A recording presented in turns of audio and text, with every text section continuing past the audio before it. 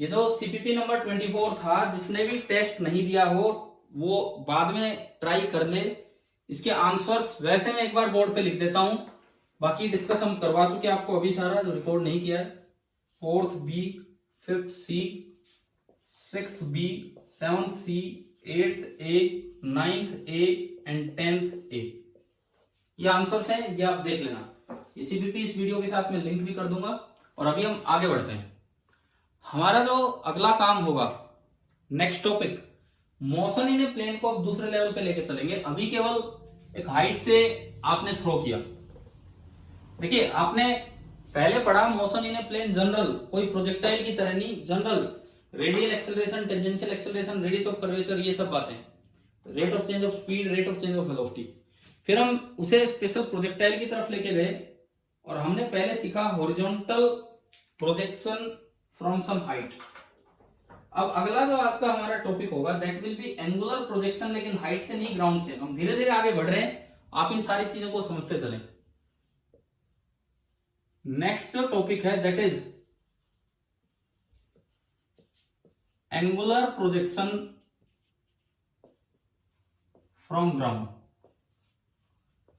Ground से और सामने हॉरिजॉन्टल सरफेस होगी, उस पे एंगुलर प्रोजेक्शन अब हमें सीखना होगा।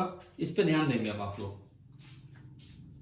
मान लीजिए ये ग्राउंड है सीधा, सामने हमने ग्राउंड दिखाया और ग्राउंड हॉरिजॉन्टल है, इंक्लाइंड भी सरफेस आ सकती है, लेकिन हम अभी मान रहे हैं कि ये हॉरिजॉन्टल ग्राउंड है। और यहां से किसी ऑब्जेक्ट को मैंने यूं फेंक दिया, यू स्पीड के साथ थीटा एंगल पे। कैसे जाएगा? जो जनरल हम ऑब्जर्व करते हैं, जिस तरह की चीज हम देखते हैं, ये यूं निकलेगा और यूं जाएगा, इसी तरह का होता है पाथ। ठीक है, क्या ये पाथ पैराबोलिक होगा कि नहीं? कर्व तो है, परंतु क्या ये पैराबोलिक है कि नहीं, बताओ। कंडीशंस चेक कीजिए कि कल क्या कंडीशंस आपको बताई गई थी पैराबोला की। एक्सेलरेशन कांस्टेंट है। एक्सेलरेशन तो बिल्कुल कांस्टेंट है, हर वक्त जी है। एक्सेलरेशन हर समय जी है नीचे। और क्या इनिशियल वेलोसिटी और एक्सेलरेशन इनिशियल वेलोसिटी के ना डायरेक्शन के इक्वल होना चाहिए और ना अपोजिट, मैग्नीट्यूड नहीं। मैग्नीट्यूड का कोई मतलब नहीं है। दूसरी कंडीशन होती है, पहली बात एक्सेलरेशन वेक्टर कांस्टेंट हो, दूसरी बात यू वेक्टर जी के पैरेलल ना हो, तो ना तो सेम डायरेक्शन में हो ना अपोजिट डायरेक्शन में। तो बताओ यहाँ पे दोनों कंडीशन सेटिस्फाई हो गई इस केस में? Yes sir. इसका मतलब ये जो पाथ है, हम शुरू में ही बोल सकते हैं कि पाथ कैसा होगा, पैराबोलिक। अगर आप थोड़ी हाइट तक ही फेंक रहे हैं तो पाथ पैराबोलिक होगा, जहां जी कांस्टेंट है। अब मुझे इसको ऑब्जर्व करना है, इस पाथ को, तो इसमें कई बातें होंगी। t इक्वल टू 0 पे आपने थ्रो किया, पहली चीज टाइम ऑफ फ्लाइट, दूसरी चीज हॉरिजॉन्टल रेंज, तीसरी चीज एक और चीज बढ़ गई है यहाँ, मैक्सिमम हाइट रीच्ड। कल तक तो आप एक टावर पे खड़े थे, आज तो ग्राउंड से फेंका, तो आप कितनी ऊंचाई तक फेंक पा रहे हैं, मैक्सिमम हाइट रीच्ड। तीन बातें तो यही हैं, कैपिटल टी आर एच और फाइनल वेलोसिटी वी नॉट, जैसे कल बताया था वो। यहां पे टक्कर हो रही है v naught at an angle theta with the horizontal. Theta नहीं, शायद थीटा से इसको बोल दिया हमने, कल अल्फा नाम दिया था इस एंगल को। ठीक है, तो अल्फा। तो इस पूरे मोशन को अब एनालाइज करना है। आज के दोनों लेक्चर्स लगा लो इस एंगुलर प्रोजेक्टाइल में जाने, कुछ ये और कुछ अगला, दोनों लेक्चर्स एंगुलर प्रोजेक्टाइल में जाने। मान लीजिए ये ओरिजिन है, सपोज ये ओरिजिन है, एक डायरेक्शन को हॉरिजॉन्टल एक्सिस को मैंने माना एक्स एक्सिस, कल तक मैं वर्टिकली डाउनवर्ड को वाई एक्सिस मान रहा था, आज मैं वर्टिकली अपवर्ड को वाई एक्सिस मान रहा हूं, क्योंकि मोशन ऊपर ऊपर हो रहा है, तो ये वाई एक्सिस। इस 2D मोशन को एनालाइज करने के लिए मैंने दो एक्सिस की डायरेक्शन बना ली, दोनों परपेंडिकुलर हैं, एक एक्स एक्सिस और एक वाई एक्सिस। t बराबर 0 पे यहां है, किसी भी t टाइम पे पार्टिकल यहां होगा, कहीं भी होगा किसी t टाइम पे। तो अगर मुझे उसकी डिस्प्लेसमेंट बताना हो, तो कल भी सीखा था हमने, इससे डायरेक्ट आप इसको ज्वाइन कर दो, ये बनेगा आपका वेक्टर s। हाँ जी, बताइए क्या यहां तक समझ में आया? ठीक है, इस समय वेलोसिटी किधर होगी? इस समय इंस्टेंटेनियस वेलोसिटी इस समय किधर होगी? टेंजेंशियल। ये v इधर होगी, इसके दो कंपोनेंट होंगे, ये वाला कंपोनेंट vx होगा एंड जो ऊपर वाला कंपोनेंट है वो vy होगा। ये अगर पोजीशन x, y है तो इस वक्त डिस्प्लेसमेंट के दो कंपोनेंट आपको डायरेक्ट दिख रहे हैं। एक कंपोनेंट ये जो कि x है और एक कंपोनेंट ये जो कि y है। अब बताओ डायग्राम आ गया पूरा समझ में? हाँ जी भाई, डायग्राम क्लियर है। अब अगला काम आपको याद हो, हम टेबल बनाते थे। देखो बड़े आराम से समझना, कोई जल्दबाजी नहीं है, अच्छे से आप टॉपिक्स क्लियर कीजिए। एक टेबल बनानी है, यहां पे कल की तरह ही बताओ टेबल में 3 कॉलम क्या क्या हुआ करते थे? 3 कॉलम क्या? पहला कॉलम है x एक्सिस पे, y एक्सिस पे फिजिकल क्वांटिटी, बिल्कुल पहला कॉलम।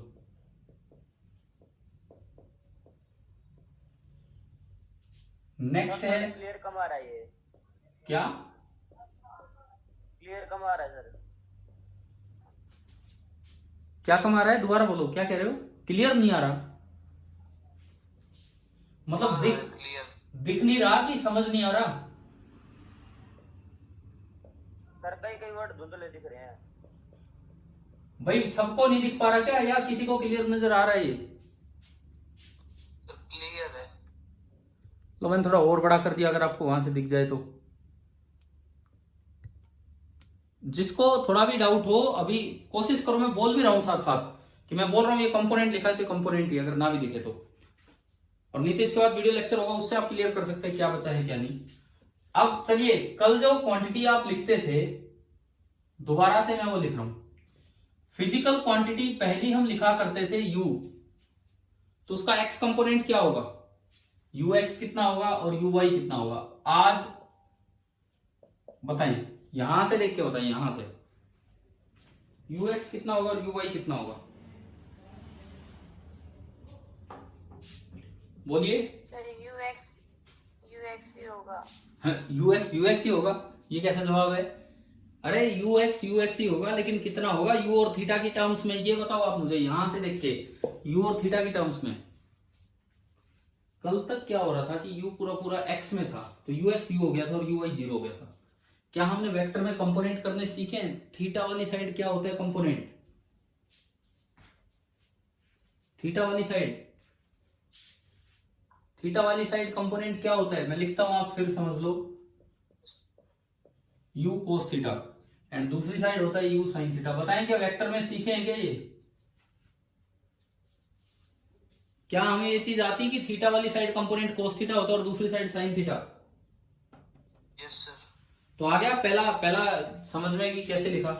अगली चीज a, चलो आप लिखवाओ वही ax क्या होगा और ay क्या होगा, जिसकी जो दिमाग में है वो बोलो। एक्सेलरेशन g है, मैंने दिखा रखी कि कहां है।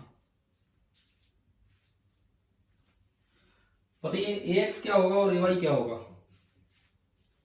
ax 0 होगा। हाँ, क्योंकि ये y में है पूरा, तो ax तो 0 होगा। और ay कितना होगा? ay g होगा। g नहीं होगा जी। दोबारा बोलो, ay कितना होगा? Sir negative g। हाँ माइनस जी, क्योंकि डायरेक्शन का भी तो ध्यान रखना है। कल तक y एक्सिस नीचे था, आज इस में हमने y एक्सिस ऊपर माना है, तो ay हो गया माइनस जी। उससे अगला कॉलम हम बनाया करते थे t के कोई कंपोनेंट होते नहीं। उससे अगला कॉलम अगर आपको याद हो s, उसके कंपोनेंट होते हैं x और y। और उससे अगली रो, कॉलम नहीं रो, उससे अगली रो v, और जिसके कंपोनेंट होते हैं vx और vy। बताएं क्या यहां तक समझ में आया सभी को? टेबल तैयार हो गई, टेबल तैयार कर दी। अब इसका यूज करते हैं। पहला काम, कल जब आपको याद हो, जब हॉरिजॉन्टल प्रोजेक्शन हमने पढ़ा, तो जो बिल्कुल पहली चीज थी वो क्या की थी? पोजीशन। याद है? बिल्कुल जो पहली चीज हमने निकाली थी वो निकाली थी पोजीशन। तो सबसे पहले हम निकालें पोजीशन एट टाइम t।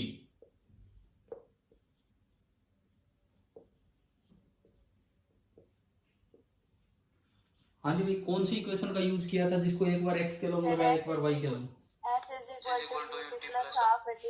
ठीक है, मैं नीचे लिख रहा हूं, यहाँ पे दिख जाएगा आपको, क्योंकि बोर्ड मेरा छोटा ही है। यहाँ पे s is equal to ut plus half a t square.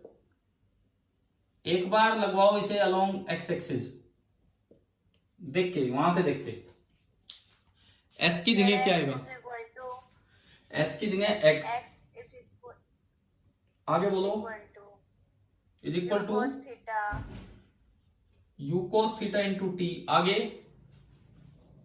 Plus half into, sir 0 हो जाएगा। हाँ तो वो मैं लिख ही नहीं रहा, 0 हो जाएगा। वो मैं लिख ही नहीं रहा क्योंकि ए एक्स 0 होने से केवल एक्स की इक्वेशन यही खत्म होगी, x is equal to u cos theta into t. अब आप एक बार ये काम करवाएं वाई के अलोंग, ये यही इक्वेशन लगाएं वाई के अलोंग, क्या बनेगी? सर यू साइन थीटा पहले एस की जगह क्या आएगा? एस की जगह y is equal to u की जगह sir u sine theta into t, ठीक है, प्लस हाफ ए की जगह, माइनस हाफ माइनस तो ये माइनस यहां आ जाएगा और ये जी और टी की जगह T square. This is equation number 1, this is equation number 2। और मेरे पास पोजीशन एट टाइम टी आ गई है। अगर मैं पोजीशन एट टाइम टी लिखूं यहां पे, तो मुझे किसी भी वक्त ये जो पोजीशन है एट टाइम टी, जो पोजीशन है ये आपका बना, एक्स कंपोनेंट तो होगा u cos theta into T and y component होगा u sine theta into T minus half G T square. बताओ भाई, पोजीशन तक का काम आया समझ में कि पोजीशन कैसे निकाली हमने? Yes sir. ठीक है, अब अगली बात, इसके बाद मैं निकालूंगा, क्या निकाला था आप बताओ? पोजीशन के बाद क्या निकाला था हमने? Equation of path. हाँ, इक्वेशन ऑफ पाथ। ये जो एक्स वाई कर्व बना है, ये जो पैराबोलिक कर्व बना है, इसकी इक्वेशन, क्या तरीका था इक्वेशन ऑफ पाथ निकालने का? सर टी को एलिमिनेट करना है। हमने एक्स वाली इक्वेशन से टी निकाल के और वाई वाली इक्वेशन में पुट किया था, तो वही काम आज करेंगे। एक्स वाली इक्वेशन से टी बताओ कितना आ रहा है? एक्स वाली इक्वेशन से टी कितना आ रहा है? Sir x upon u cos x upon u cos theta. X वाली इक्वेशन से टी आया x upon u cos theta. आप जब इसको उठा के उसमें पुट करेंगे तो y कितना बना? अब देखो मैं कहां लिखूं इस पे, एक बार ये टेबल हटा देता हूं। टेबल तो अब आपको तो समझ में आएगी कि कैसे बनाइए। तो फर्स्ट इक्वेशन से t आया x upon u cos theta. Second equation में जब आपने पुट किया इक्वेशन ऑफ पाथ निकालने के लिए, तो y बना u sine theta into t. T है x upon u cos theta minus half into g into t का square, x upon u cos theta का होल स्क्वायर।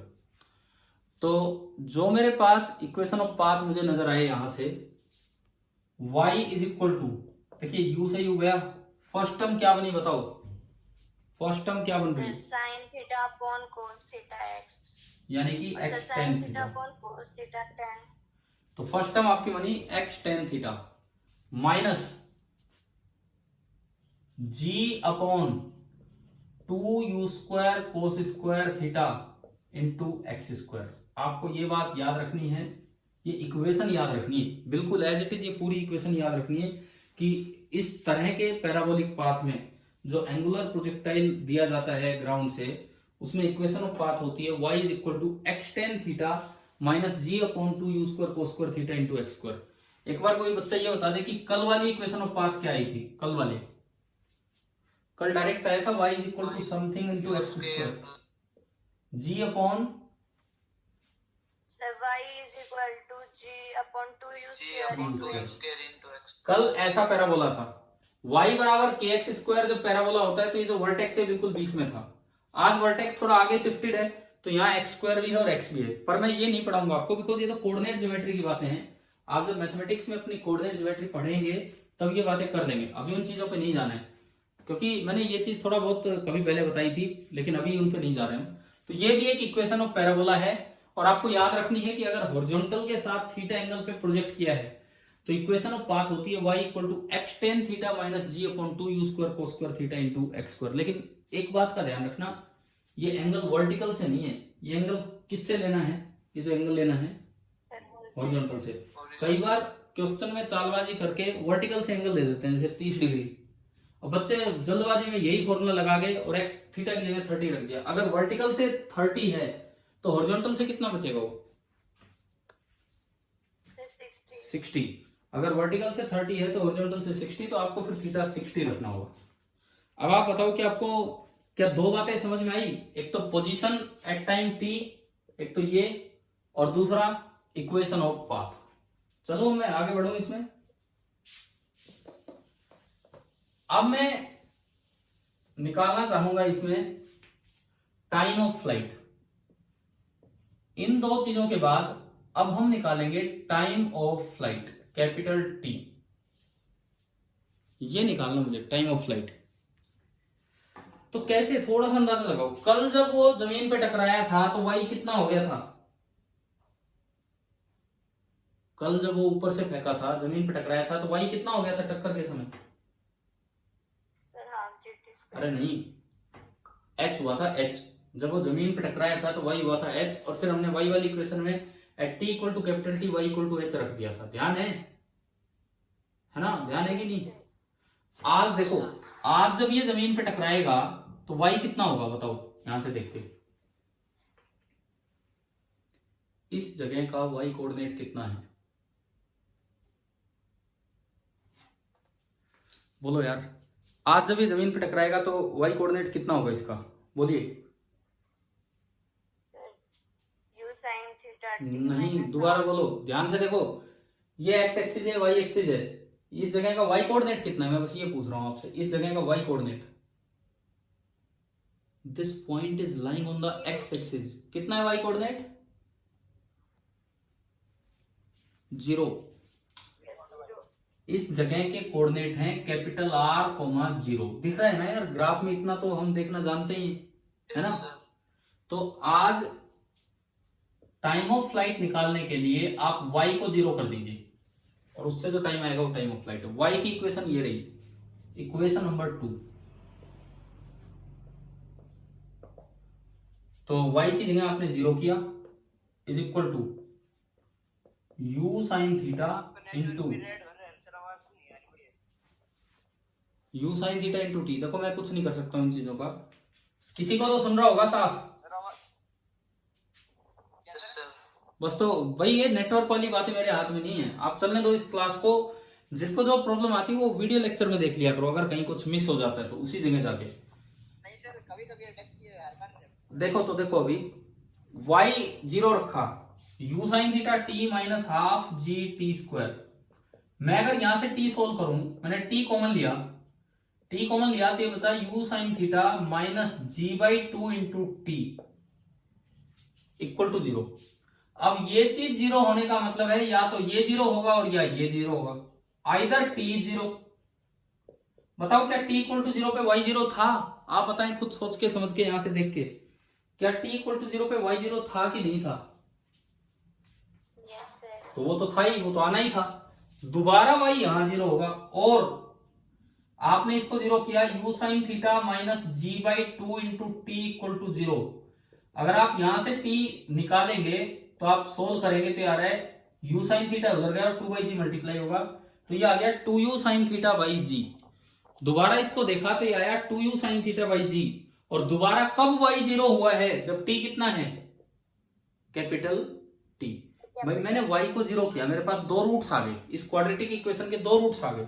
आइदर t 0, बिल्कुल ये मानते हैं t इक्वल टू 0 पे तो y 0 था, और इस समय तो यानी कि ये जो दूसरा रूट आया यही आपका कैपिटल T है। तो हमें मिल गया कि कैपिटल T का फॉर्मूला आ गया 2u साइन थीटा बाई जी। हाँ जी भाई, समझ में आया क्या ये कैपिटल T कैसे निकाला? ठीक है, फॉर्मूला है, ये याद रखना है। यूं नहीं है कि हम बार बार ऐसा नहीं कि हम बार बार निकालते रहेंगे एग्जाम में। आपको याद रखना है कि कैपिटल T निकल के आया 2u साइन थीटा बाई जी। अब एक सवाल ये आता है, आधे टाइम ये ऊपर गया उसे बोलते हैं टाइम ऑफ एसेंट, आधे टाइम ये नीचे आया उसे बोलते हैं टाइम ऑफ डिसेंट। तो क्या बिल्कुल आधा आधा टाइम होगा? जैसे 2u साइन थीटा बाई जी का आधा टाइम एसेंट है और आधा डिसेंट है, या कुछ और है? तो इसके लिए मुझे टाइम ऑफ एसेंट निकालना होगा। अब मैं सोचूं कि टाइम ऑफ एसेंट कैसे निकालूं, तो उसका तरीका देखो। ये तो मेरे पास आ गया टाइम ऑफ फ्लाइट, ये तो हमारे पास हो गया है टाइम ऑफ फ्लाइट। अब मैं टाइम ऑफ एसेंट की बात करता हूं। आधा टाइम, आधा होगा या कितना होगा वो अपने आप निकल के आएगा। टाइम ऑफ एसेंट उसे मैं बोल रहा हूं T A. Time of accent इसको मैंने बोल दिया टी ए। टी ए निकालना है तो टी ए टाइम पे यहां पहुंच गया पार्टिकल, भाई एसेंट तो यहीं तक हुआ है, टॉप पॉइंट तक। हाँ जी बताओ, समझ में आ रहा है? टी ए टाइम तक यहां पहुंच गए। वेलोसिटी इस जगह टेंजेंशियल है तो इस जगह जो वेलोसिटी होगी वो हॉरिजॉन्टल होगी। इस जगह वेलोसिटी हॉरिजॉन्टल होगी क्योंकि बिल्कुल टेंजेंशियल होगी। जब वेलोसिटी हॉरिजॉन्टल होती है तो उसका वर्टिकल कंपोनेंट कितना होगा? जब वेलोसिटी पूरी हॉरिजॉन्टल के अलोंग है तो उसका वर्टिकल कंपोनेंट कितना होगा बताएं? जब वेलोसिटी पूरी x के अलोंग है तो y कंपोनेंट कितना होगा? 0। सर 0। इसका मतलब है t equal to t a vy is 0। मेरे पास टी ए निकालने के लिए एक कंडीशन आ गई, at t equal to t a vy is 0। ये एक कंडीशन है। क्या बोल रहे हो? आवाज नहीं आ रही, दोबारा बोलो।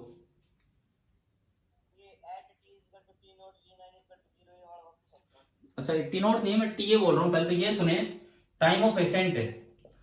टाइम ऑफ एसेंट मतलब हाईएस्ट पॉइंट तक पहुंचने का टाइम। हाईएस्ट पॉइंट पे टेंजेंट डालोगे तो वो हॉरिजॉन्टल होगी कि नहीं? आप ही जवाब दो जो अभी पूछ रहे थे। हाईएस्ट पॉइंट पे टेंजेंट डालोगे तो हॉरिजॉन्टल होगी, यानी कि हाईएस्ट पॉइंट पे वेलोसिटी हॉरिजॉन्टल है। जब वेलोसिटी पूरी एक्स के लोगे तो उसका वाई कंपोनेंट कितना होगा हाईएस्ट पॉइंट पे? 0। आया समझ में? तो यानी कि t equal to time of ascent v by 0 होना चाहिए। तो मैं एक ऐसी इक्वेशन लगाऊं जो t और v में थी। तो ऐसी इक्वेशन कांस्टेंट एक्सेलरेशन में होती है कौन सी? v is equal to u plus a t. ये जो इक्वेशन है this is v is equal to u plus a t. एक बार मैं इसे लगाता हूं अलोंग एक्स एक्सिस। टेबल याद है आपको? टेबल मैंने तो मिटा दिया, आपको ध्यान है टेबल? तो बताओ v में क्या होता था? v की जगह x में vx, u की जगह x में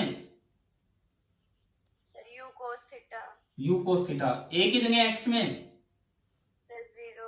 0, t की जगह t। एक बड़ा अच्छा रिजल्ट कल की तरह आ गया, जैसे कल आया था वैसे ही आज आ गया। जैसे कल एक रिजल्ट आया था बिल्कुल वैसा ही आज आया। क्या horizontal component of velocity time के साथ चेंज हो रहे हैं? क्या पूरे मोशन के दौरान horizontal component of velocity change हुआ? नहीं हुआ। कल भी ये मैंने बताया था आपको, और ऐसा एक क्वेश्चन भी करवाया था इसको यूज करने के लिए, है ना भाई? ध्यान होगा ना? Yes sir. हाँ तो ये इसमें भी है। मोशन अंडर ग्रेविटी जब भी होगा, याद रखो, मोशन अंडर ग्रेविटी जब भी होगा horizontal component of velocity change नहीं होना है। इस पे आज फिर एक सवाल ले लेंगे अगले लेक्चर में। अब ये फिनिशिंग टाइम चल रहा है, टाइम पूरा होने वाला है, हमारे आखिर के 5-7 मिनट बचे हैं। थोड़ी देर पहले मैसेज आ गया था। अभी इस क्लास में सुन लीजिए पहले मैं क्या क्या पढ़ाया आपको, ये पूरा करवाता हूं मैं अभी। एंगुलर प्रोजेक्शन के अंदर पहले तो मैंने डिस्कशन किया, जो कि रिकॉर्ड नहीं किया आपके लिए इसमें वीडियो लेक्चर में, बट वो डिस्कशन थोड़ी देर 10 मिनट का समझ में आ ही गया होगा। फिर मैंने इसके आंसर्स लिखे थे सारे सीपीपी के। उसके बाद एंगुलर प्रोजेक्शन स्टार्ट किया। सबसे पहले हमने निकाली पोजीशन, फिर निकाली इक्वेशन ऑफ पाथ, और अब मैं चल रहा था टाइम ऑफ फ्लाइट पर। अब टाइम ऑफ फ्लाइट से आधा पार्ट टाइम ऑफ एसेंट, यहीं तक हो पाएगा। उसमें एक रिजल्ट सामने आ गया दोबारा से कि horizontal component of velocity change नहीं होगी। अब बात करते हैं वी वाई। वाई के लोग लगाओ अब ये इक्वेशन, वाई के लोग। y is equal to u sin theta minus gt। देखो v की जगह वी वाई, u की जगह u sin थीटा, a की जगह माइनस जी और t की जगह t। अब वी वाई में इस चीज का यूज करो, वी वाई में इस चीज का यूज करो। At t equal to t a v y is 0। At t equal to t a आपने वी वाई 0 किया, इस चीज का हम इसमें यूज करेंगे। तो वी वाई की जगह 0 u sin theta minus g into t a. तो बताएं यहां से टाइम ऑफ एसेंट कितना आया? Sir u sin theta upon g। जी, time of ascent is u sin theta upon g. Time of descent क्या आया था? ना सॉरी, टाइम ऑफ फ्लाइट क्या आया था? Time of flight 2u sine theta upon g. Time of ascent आ गया u sine theta upon g. तो क्या बिल्कुल बराबर आधा आधा टाइम लगा है? Yes sir. इसका मतलब अगर टाइम ऑफ डिसेंट पूछा जाए, उतरने का टाइम, तो वो कितना होगा? U sine theta u sine theta upon g. ठीक है। एंगुलर प्रोजेक्टाइल में थोड़ा ज्यादा काम है हॉरिजॉन्टल प्रोजेक्शन से। ये पूरा पाथ पैराबोला कवर हो रहे हैं। 3 बातें मैं एक बार रिपीट करवाता हूं। पोजीशन क्या आई थी? पोजीशन एक्स पोजीशन क्या आई? u cos theta into T, cos theta t और y क्या आई? u sin u sine theta T minus half G T square. of g t उसके बाद इक्वेशन ऑफ पाथ वो क्या निकल के आई?